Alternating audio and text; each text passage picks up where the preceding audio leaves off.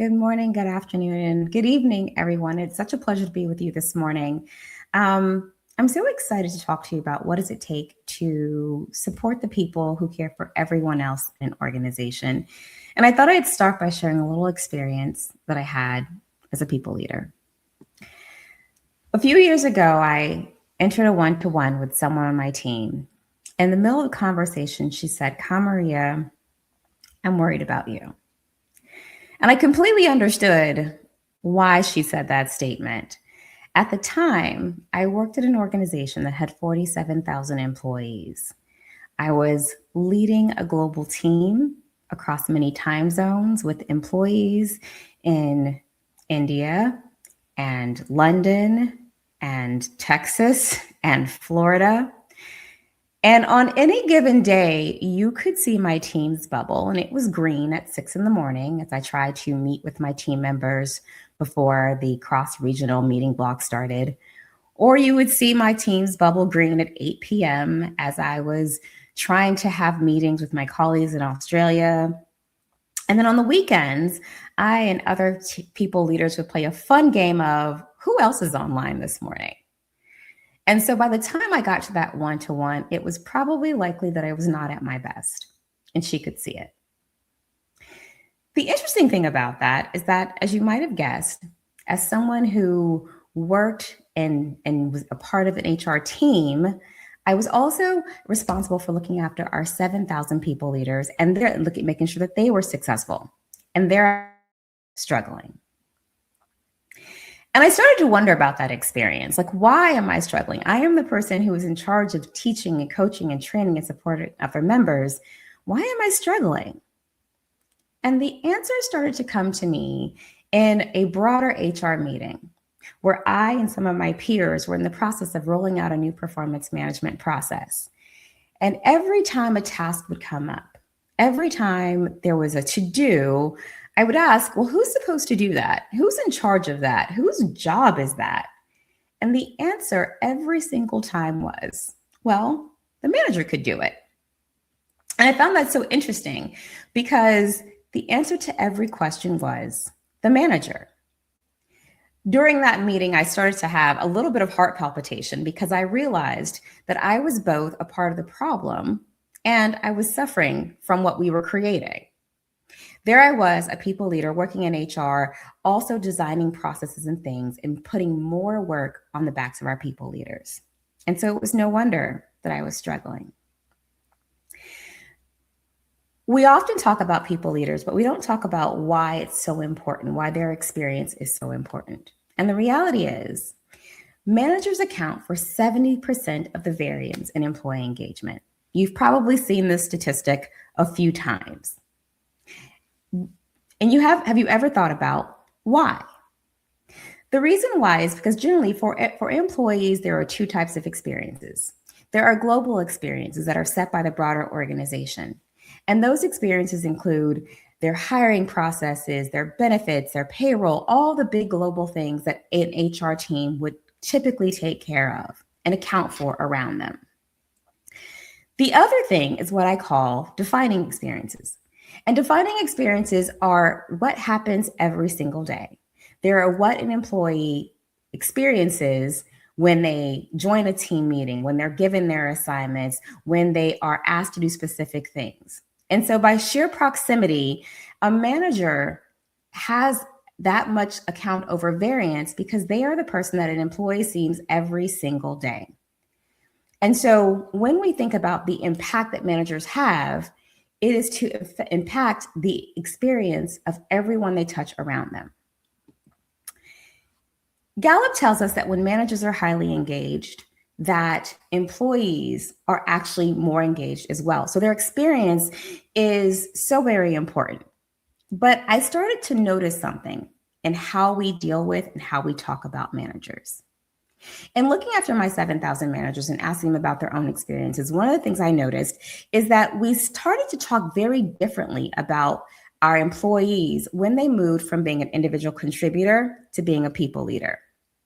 When they're individual contributors, our questions are things like, well, how are you doing?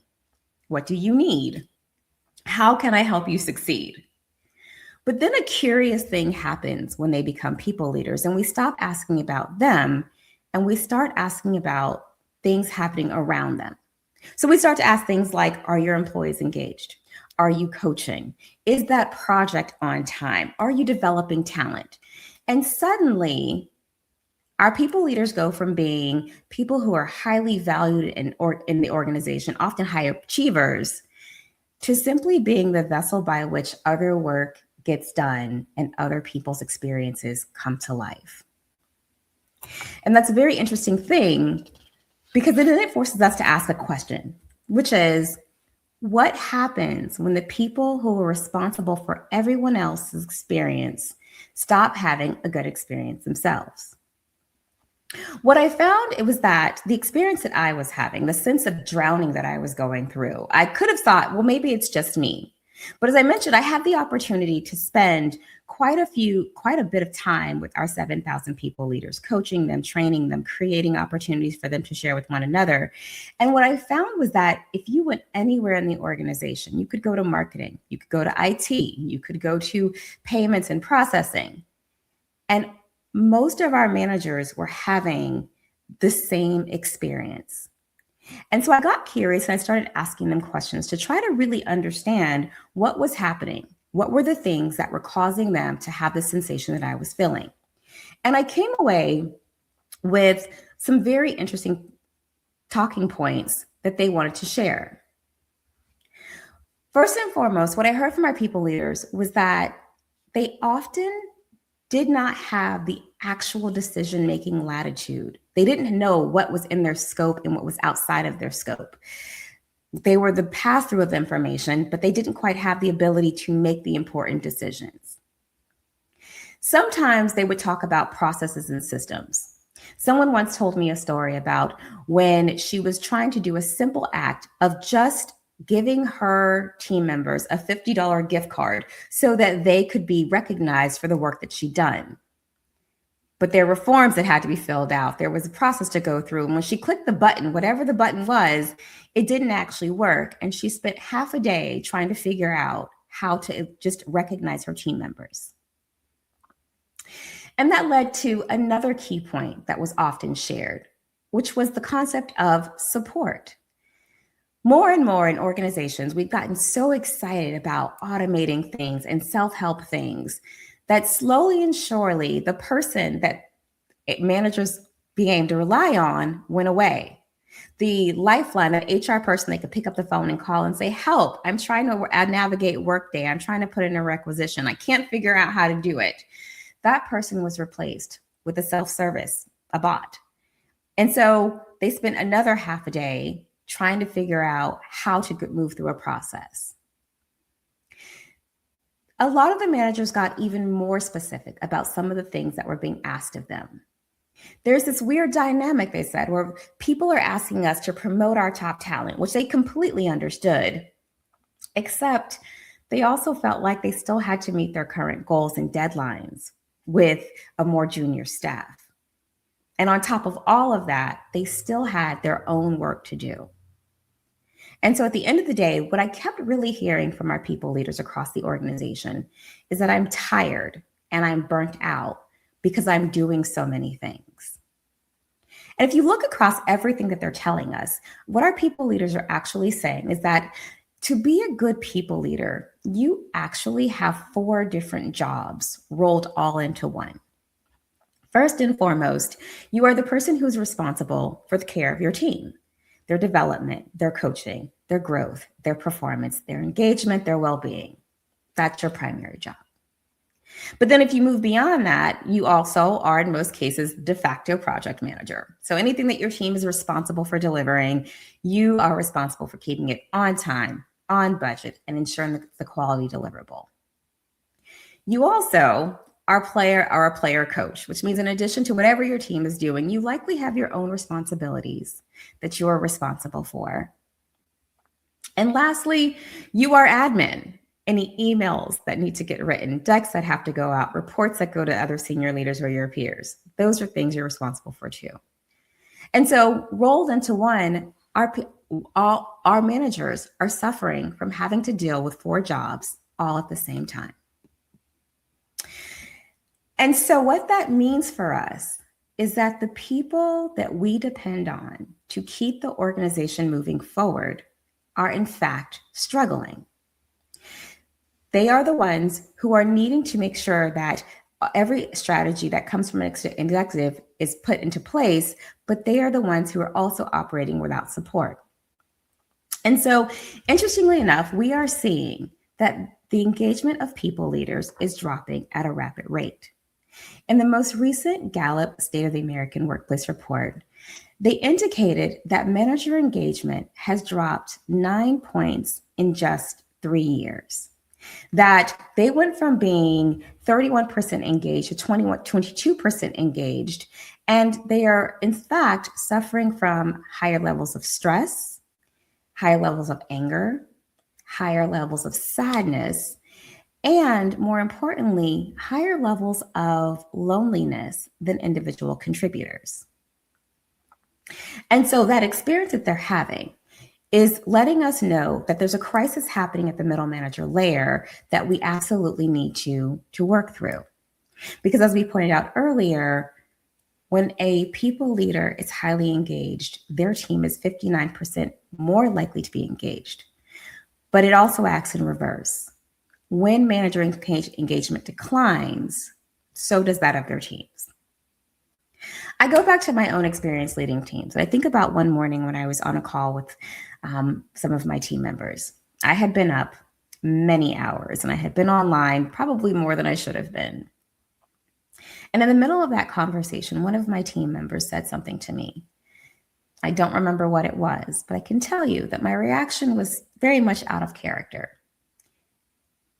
I immediately and profusely apologized to my team member. But what I remembered from that interaction was that, as our people leaders had indicated, that I was tired. I could not figure out a few things, and I was working my way through how am I supposed to get all of this done. And it's a sentiment that I'm fairly certain that many of our other people leaders are experiencing as well. The why of that can be explained by something that Culture Amp has shared with us. In one of their most recent surveys, what they shared was that people leaders are often caught in two different buckets. They are in the middle, and we call it the messy middle because they are in almost what feels like an impossible state.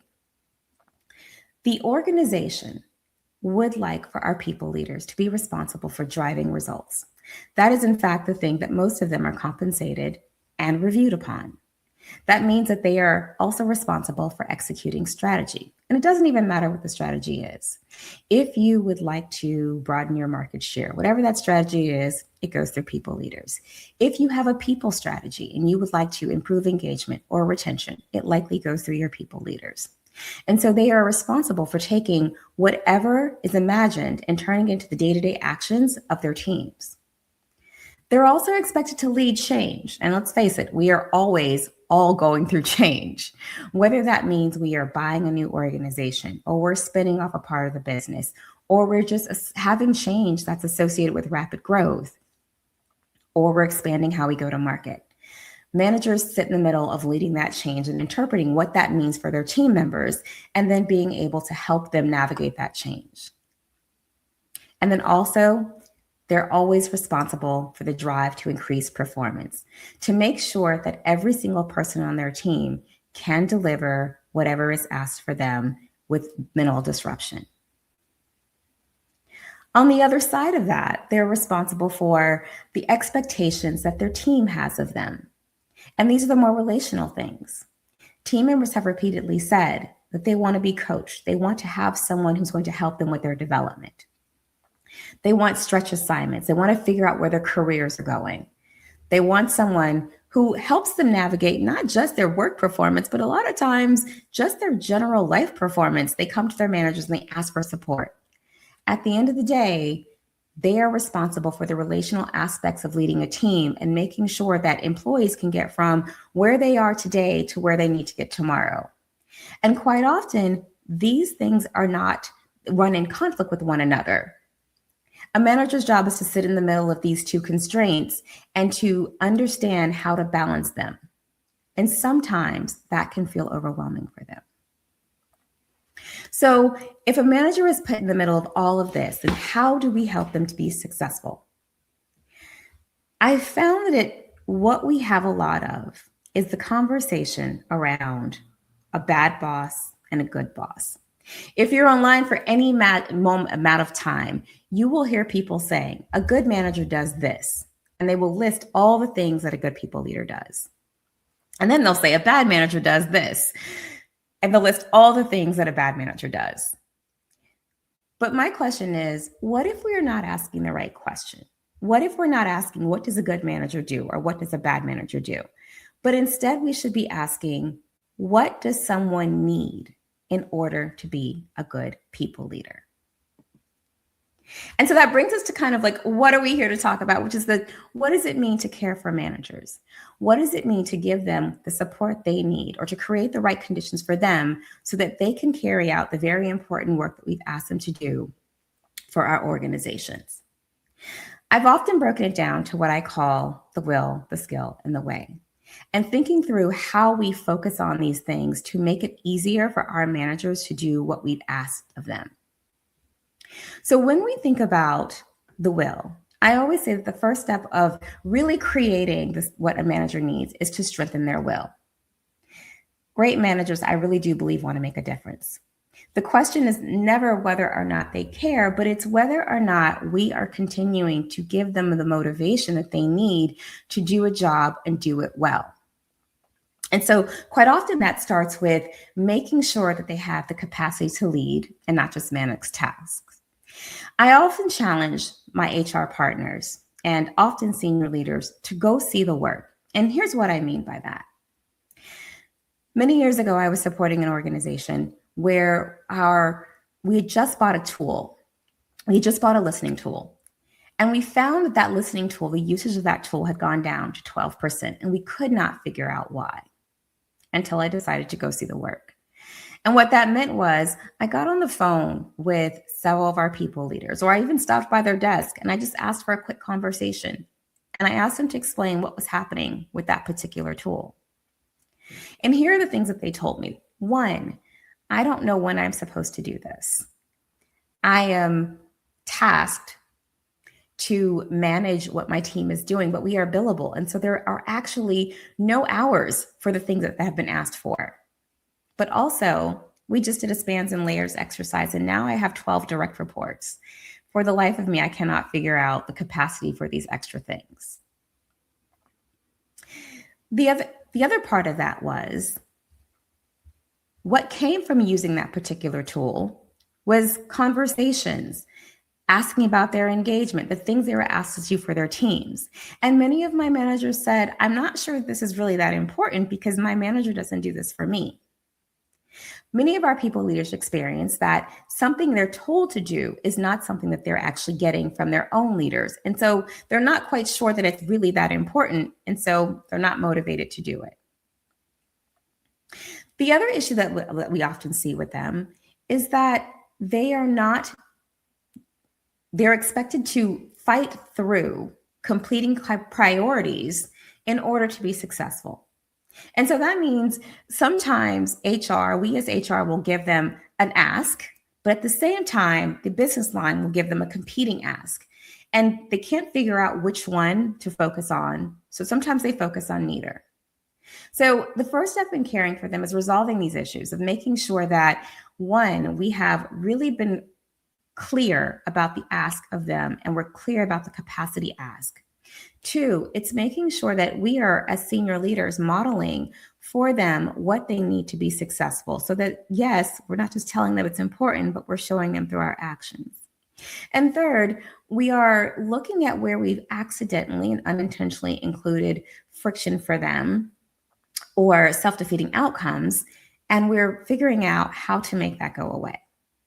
That helps keep their motivation to be the people leaders they want to be high. The second thing we can do for them is we can build their skill. So many times what I find is when we talk to people leaders, that many of them have sort of rolled into people leadership and they find that they're doing things, they're winging it. They're trying to figure it out, but they're not quite sure how to do it. So they're doing it the best way that they know how. And so when we want to think about building a manager's skill, What we really mean is we want to start by defining what great people leadership looks like. We want to give them the expectation of this is what it looks like here to be an excellent people leader. And this is a North Star that you can aspire to. But then that also means we have to show them how to get there. It means we have to actually teach them practical leadership skills, not just leadership theory, not philosophy, but being a people leader is in fact a lot of blocking and tackling, which means they do need to know how to share their vision. They do need to know how to elevate performance. They do need to know how to champion success and how to recognize people on their teams. And so providing them with practical skills is just the first part. They also need ongoing coaching, feedback, and opportunities to practice. And so that doesn't mean that we send them to a training class once every now and then. What that really means is that there are periodic places where we are checking in with them and we are asking how they are doing as people leaders. And we're giving them feedback on their roles as people leaders. And we don't send them out into the world without the opportunity to practice important conversations and to say the words at least once before they have to say them to another human being. And lastly, we create opportunities for them to learn from one another. One of the important things that came out of the pandemic was that realization that there's so much that happens in a people's leaders' lives that is not planned for. And so managers need an opportunity to discuss real-time challenges and real-time opportunities that they're having with other people and cross-pollinate their ideas. They do learn better from other managers, but it's so important to make time for them to actually have time to communicate with one another. And beyond building their skill, the last thing that we have to do is improve their way. And what that basically means is we have to design an environment where it's absolutely easier for them to practice great leadership every day. Right now, a lot of our philosophy around excellent people leaders is that they are magical unicorns that somehow manage to fight their way through all of the organizational friction to still become successful. But what if we went out of our way to make people leading just a little bit easier? And that means creating clarity around rules, expectations, and decision-making. Very simply, what is within their scope of responsibility? What are we allowing them to do? And what are things that sometimes we're going to make the decision and we just want them to do what we've asked? Quite often, managers will say, I'm not really sure if that's my decision to make.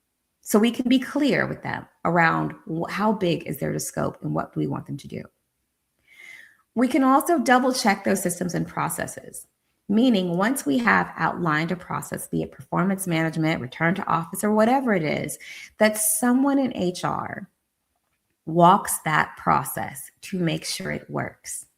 I cannot tell you how many times I have spoken with people leaders and they've just said to me, Kamaria, the thing that's been asked of me is not practical. There's not a way to do it. So it is our responsibility to spot check and to make sure that anything that we put in place, that we're helping to be successful. And then lastly, we want to just make sure that we are equipping them with the tools and technology that they need. I've seen so many workarounds. I've seen many managers figuring out how to do things manually when a simple tool or improvement or something that we can give them would make it so much easier for them. So where are the places where we can automate parts of their administrative role to make it easier for them to spend more time with their people leaders?